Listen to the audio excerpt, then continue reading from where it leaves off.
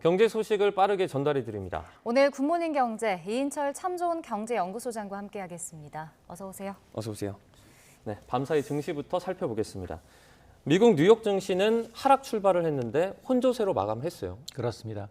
뉴욕 증시는 고물가와 이제 실적 우려의 대부분 약세였습니다. 네. 장막판 이제 기술주 나스닥만 이제 강보합세로 전환을 했는데 지금 소비자 물가도 뭐 5월에 이어서 6월에 또 신고가를 또 경신했죠. 오늘 발표됐던 미국의 생산자 물가 지수 역시 비슷합니다.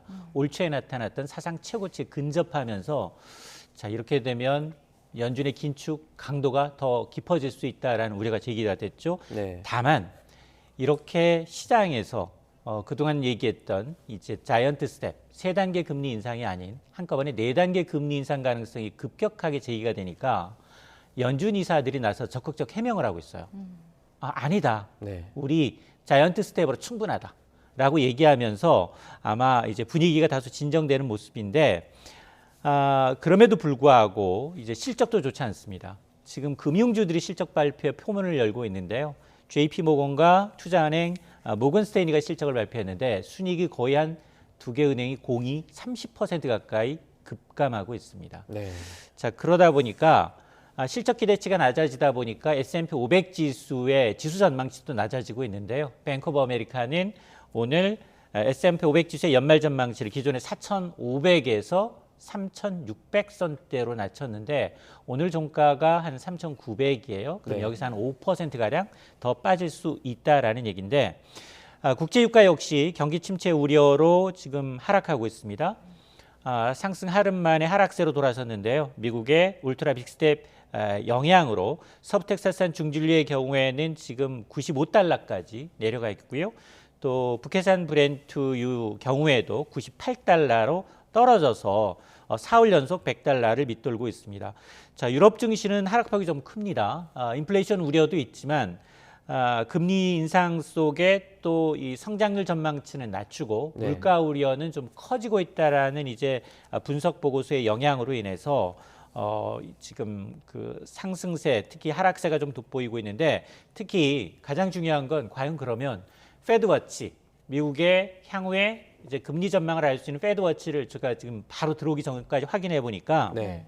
어제만 하더라도 1%포인트 금리 인상 가능성은 80%까지였거든요. 네. 지금은 낮아졌어요.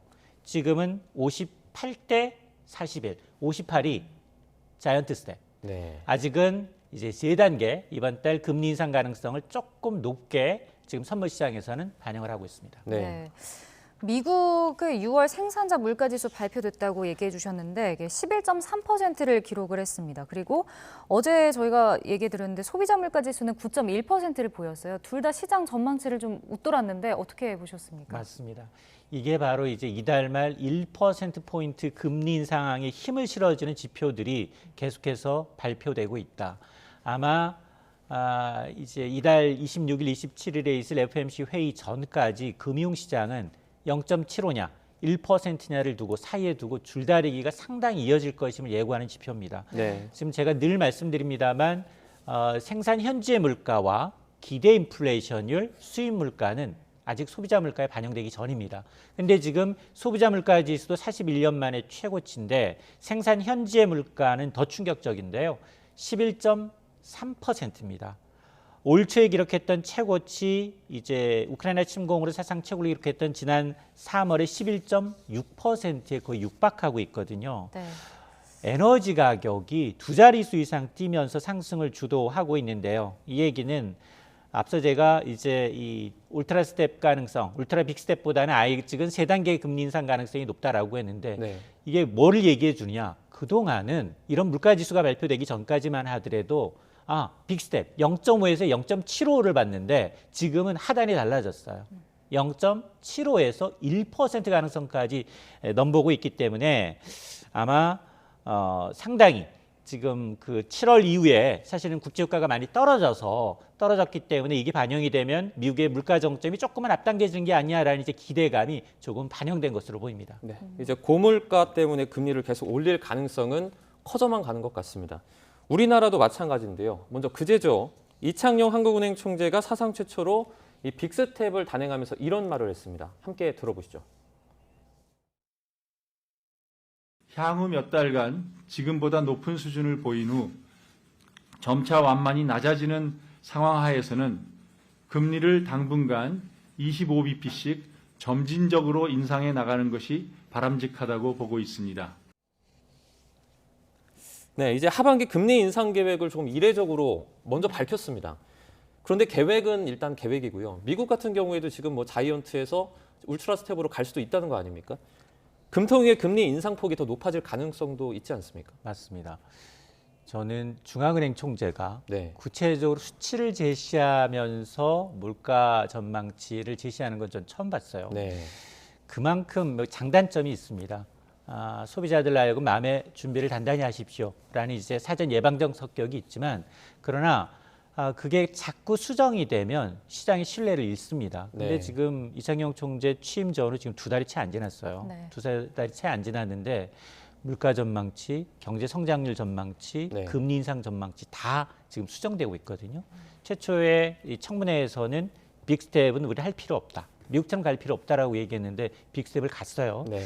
근데 친절하게 뭐 지금 연말까지 아직은 빅스텝은 아니다. 베이비 스텝으로 인해서 이제 0.25씩 2.75나 3이기 때문에 올해 남은 세 차례 통화정책회에서 많게는 3번 다 인상할 수 있다라고 얘기를 하고 있는데 문제는 한국은행이 아무리 이제 2계단씩 뛰어도 미국이 3계단, 4계단 함께 뛰게 되면 네. 금리 역전이 너무 빨라지고요. 폭이 커집니다. 실제로 만에 하나 미국이 이제 이번 달 말에 울트라 빅스텝을 단행하게 되면 한국과 미국 간 금리 격차가 0.5% 달러가 더 높습니다. 네. 초등학생한테 야 달러 예금하면 달러 사면 0.5% 이자를 더 주는데 원화에 사겠습니까? 달러 사겠습니다라고 얘기해서 물어보면 바보세요? 질문하실 거예요. 네. 누구라도 다 달러로 갈 수밖에 없는 상황입니다. 그러다 보니까 지금 뭐 등 떠밀려서 실제로 하느니 8월에 이제 빅스텝을 하게 된다라고 하면 통화정책 수장이 말이 한 달도 채 안 돼서 바뀌는 꼴이거든요. 네. 시장의 신뢰를 잃어버리는 게 기대 인플레이션을 잡는 데 가장 최악의 시나리오예요. 그러니까 지금은 좀 성급하게 좀 얘기를 한 건 아닌가. 물론 단서는 달았지만 그러나 너무 이제 0.25%씩 가겠다라는 것에 이제 방점을 둬서 네. 이제 얘기를 했기 때문에 상당히 좀 저는 우려스럽습니다. 네. 예. 근데 이번에 이렇게 금리가 인상되면서 가장 타격을 받는 사람들이 아마 뭐 빚내서 투자한 영끌족이나 2030 세대, 뭐 소상공인들일 것 같습니다. 이창용 총재도 영끌족에게 좀 경고 메시지를 던지기도 했는데 일단 부담이 어느 정도 되는 건가요? 그렇습니다. 이 총재가 친절하게 영끌 비투족들한테도 위험성을 경고했죠. 지금 20, 30대는 한 번도 경험하지 못한 인플레이션 상황이고 3%대 대출 금리가 평생 갈 거라고 생각하시면 안 된다라고 이제 구체적으로 언급을 했는데 네. 대출 이자 무서운 줄 알아라라는 시그널입니다. 자, 이런 얘기 왜 했을까? 이미 사실은 이 3월 말 기준 가계부채는 1,800조에 육박하고 있죠. 이 가운데 거의 한 80% 가까이가 변동금입니다. 한은의 기준금리 지난해 8월부터 인상됐어요. 당시 0.5였습니다. 지금은 2.25예요. 네. 인상폭만 보면 네. 1.75%가 인상된 겁니다. 한 단계 금리 인상했을 경우 추가되는 이자 부담이 약 3조 4천억 원이에요. 네. 그럼 단순하게 딱 기준금리 인상폭만큼 인상됐다라고 하더라도 1.75만 계산하면 연간 24조 원. 이걸 대출자 한 명당 추가되는 이자 부담은 10개월 새 110만 원 넘게 늘어납니다. 네. 자, 이러다 보니까 지금 당장 이제 영끌에 나섰던 2030 세들 또 영세 소상공인들 다중 채무자들 대출금리 인상됐습니다라는 문자 메시지 받기가 상당히 좀 어려운 상황입니다. 네. 이제 영끌족들이 조금 어떻게 보면 큰일 난 상황인 것 같은데 지금 정부가 취약계층 지원 대책을 내놨습니다. 채무 규모를 이제 탕감해 준다는 건데 얼마나 탕감을 해주는 겁니까? 그렇습니다.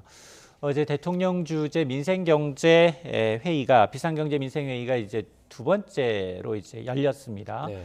핵심은 이제 금리 인상기에 어떻게 이런 이제 취약차주들을 보호할 것인가에 초점이 맞춰져 있는데요. 네. 취약계층을 돕기 위해서 총 한 125조 원 규모의 금융지원 방안을 내놓았습니다. 일단 소상공인 대책만을 따로 내놓고 보면 크게 한 세 가지예요. 코로나 때문에 4차례 대출금리 상한이 유예됐는데 더 이상 없다. 9월로 종료한다. 10월 연장은 은행 자체적으로 알아서 판단을 하고 그리고 대신에 3가지 방향으로 지원에 나섭니다. 우선 원금 감면과 같은 과감한 부채 탕감입니다. 네. 새 출발 기금 명목으로 30조 원 규모의 부실 채권을 매입해서 채무 조성에 나서겠다라는 건데요. 연체 석 달, 90일 이상 부실 차주에 대해서 최대 원금 90%까지 깎아줍니다. 네. 두 번째가 대환 대출인데요. 고금리 대출을 저금리 7% 이내로 대출해 주는데 이 대출 전환에 8조 7천억 원을 투입합니다. 네. 세 번째가 사업자금이에요. 지금 사업 너무 안 되고 있기 때문에 리모델링이나 사업 내실화에 필요한 자금을 지원하는데 2조 원 이상을 투입합니다. 네. 그동안은 사실 부채 상환이 연기됐다라는 거는 시한폭탄을 연기했다는 거지 이건 링거 효과거든요. 근데 실질적으로 근본적인 채무 구조를 개선해서 소상공인의 재기를 돕겠다라는 건데 맞는 방향인데 규모가 너무 적어요. 소상공인 것만 따로 떼어내서 보면 80조 남짓인데 네. 지금 코로나 때문에 지금 3월 말 기준 장화업체 부채를 봤더니 한 967조 원이고요. 소상공인들의 다중채무자를 좀 봤더니 세고 뒷산 금융기관에서 빚을 낸 다중채무자가 30만여 명, 이들 금액이 187조예요. 그러다 보니까 다중채무 소상공인의 한 절반 이하만 구제를 받는다라는 의미이기 때문에 지원 대상과 좀 금액을 더 확대할 필요가 있어 보입니다. 네. 그 소장님 이자를 조금 낮춰준다 이건 좀 예전에도 많이 봤는데 원금을 이렇게 깎아주는 거는 좀 파격적인 거 아닙니까? 맞습니다. 아니 지금 그 빚을 성실하게 갚은 저는 뭐가 됩니까? 네. 저는 바보인가요? 라는 질문할 수밖에 없어요. 이게 늘 원금 탕감이라는 정책이 나오면 상대적으로 그동안 굉장히 성실하게 갚았던 부분들이 상대적으로 이제 불이익을 당한다라는 생각을 하고 있기 때문에 그런데 네. 어제 윤 대통령이 뭐라고 얘기했느냐? 방치하게 되면 어떤 일이 발생하느냐? 우리 최근 들어서 사실 이 투자 실패에서 극단적 선택하는 경우 많이 늘고 있잖아요. 근데 윤 대통령이 어제 정부가 선제적으로 지원하지 않는다면 궁극적으로 우리 사회가 안고 가야 할 사회적 비용이 더 커질 수 있다는 겁니다. 네. 그래서 이 발빠른 선제적 대응에 나서겠다라고 이제 강조를 하고 있습니다. 네. 네. 자, 이 대출 관련 말고도 주거 관련된 대책도 내놨었는데 이건 어떤 내용이 포함이 되어 있나요? 그렇습니다. 제가 늘 말씀드렸는데 이 지금 가계부채의 거의 한 4분의 3 변동금리이고 그리고 이제 지금 주택담보대출 금리가 7%, 8% 계속 오르고 있거든요. 네. 연말까지 더 오를 가능성이 높습니다. 자, 그래서 서민 주거 지원을 위한 안심 전환 대출이에요. 이 안심 전환 대출은 뭐냐? 굉장히 고금리, 변동금리 대출자를 저금리, 장기에 이제 이 고정금리로 전환할 수 있도록 갈아탈 수 있도록 하는 제도입니다. 네. 이건 추경에 이미 예산이 포함이 돼 있어요. 올해 추경에는 올해 20조, 내년 20조, 40조 원인데 어제 5조 원이 추가가 됐습니다. 그래서 안심전환 대출 규모 올해만 25조 원이에요. 근데 이 조건을 좀 보면 올해는 조금 대상자를 좀 줄였어요. 올해 9월 중에 출시된 안심전환 대출의 경우에는 지금 이 변동 보금자리론의 경우 금리를 0.3%포인트 낮아서 4%대 고정금리입니다. 4%대 30년 만기 고정금리이기 때문에 은행의 고정금리와는 차원이 좀 달라요. 상당히 이제 인기가 있을 수밖에 없는데 다만 자격 요건이 올해는 주택가격이 4억 원 이하예요. 네. 4억 원 이하이면서 부부합산 소득 7천만 원 이하인 차주에게 우선 공급하게 되고요. 내년은 대상자를 좀 넓힙니다. 주택가격이 9억 원 이하 대상주택으로 확대가 되고 그리고 이제 청년층의 경우는 소득이 워낙 낮기 때문에 연소득 6천만 원 이하이거나 39세 이하인 청년층의 경우에는 금리를 추가로 0.1%포인트 가까이 추가로 인하해 주고요. 그리고 전세 대출도 잘 안 됐거든요. 네. 전세 대출 주택금융공사에서 하는 이제 전세 대출 한도도 기존에 2억 원에서 보증 한도도 4억 원으로 높이기로 했는데 최근 들어서 이 저가 주택에 대해서 깡통 주택이 발생하고 있어요. 네. 매매 가격을 추월하는 이제 전세 주택이 나타나고 있기 때문에 이를 이제 보완하기 위한 차원입니다. 네. 이제 신용 회복을 받는 청년 같은 경우에 이자를 더 깎아주는 제도도 도입을 한다고 했는데 뭐 일단 형평성 논란이 기대가 되죠. 맞습니다. 사실 이게 투자라는 건 자기 본인의 판단이라고 늘 말씀을 드립니다. 그럼에도 불구하고 이걸 정부가 이걸 방치할 경우 이제 이 대가, 치러야 할 대가가 굉장히 크기 때문에 아마 이제 내는 것 같은데 영끌족들, 비투족들 연체 수령에 빠지지 않게 구제 프로그램도 포함이 됐습니다. 네. 연체 전이거나 연체한 지 30일 미만이다 이하일 경우에 만 34세 이하의 저소득, 저신용 청년층에 대해서는 소득과 재산을 따져서 최대 원금의 절반 가까이를 깎아줍니다. 그리고 최대 3년까지는 원금 상한을 유예해 주는데 이 기간에도 3% 초반대 낮은 이자를 적용하게 되는데요. 아마 신용등급이 하위 한 20% 이외일 거예요. 네. 이분들 최대한 청년층 한 4만 한 8천 명 정도가 1인당 적게는 140만 원, 많게는 260만 원까지 이자 경감 혜택을 받을 수 있을 것으로 보이는데 네. 이것은 오는 9월부터 시행을 해서 1년간 한시적으로 운영이 됩니다. 네. 자, 그런가 하면 금융당국의 이자 장사 경고가 있었는데 그 효과는 좀 보이고 있는 것 같아요. 그 빅스텝 시행을 하고 시중은행들이 예적금 그 금리를 올리고 있는데 시중에 보니까 이자율이 연 10%에 달하는 적금도 나왔더라고요. 가입 가능할까요? 안 될 것 같아요. 맞아요. 저도 가입이 안 됩니다. 네. 제가 어제 팩트 체크를 좀 해봤어요. 네. 이자 장사 경고 받더니 빠르게 반응해서 줄줄이 이제 대출 금리 내리고 예금 금리는 빠르게 올렸어요. 네. 자, 하느니 기본적으로 금리를 올렸다라는 거 멍석을 깔아준 겁니다. 이제 호응은 해서 바로 인상하겠다라고 했는데 따져봤어요. 국내 시중은행들 예적금 금리 적게는 0.25, 많게는 0.9%까지 인상을 했다고 해서 네. 자, 0.9%는 기준금리 인상폭의 2배 가까운데 이거 어느 은행일까 찾아가 봤더니 네. 이 상품의 최고 금리가 얼마냐? 최고 연 2.8%예요. 그동안 굉장히 낮았던 걸 살짝 올려놓은 걸 뿐이고요. 네. 또 하나 앞서 9.2% 적금 상품이 등장했대요. 저 봤더니 이게 콜라보 상품이에요. 콜라보 상품인데 어떤 거냐? S카드사와 우정사업본부가 협업으로 신규 카드 만들어주면 드는 적금 상품입니다. 네. 이게 이벤트가 이번에 시작된 게 아니야. 4월 19일 날부터 시작이 돼서 빅스텝에 맞춰서 적금 금리만 살짝 올렸어요. 네. 연 8.95에서 9.2%. 근데 조건이 굉장히 까다롭습니다.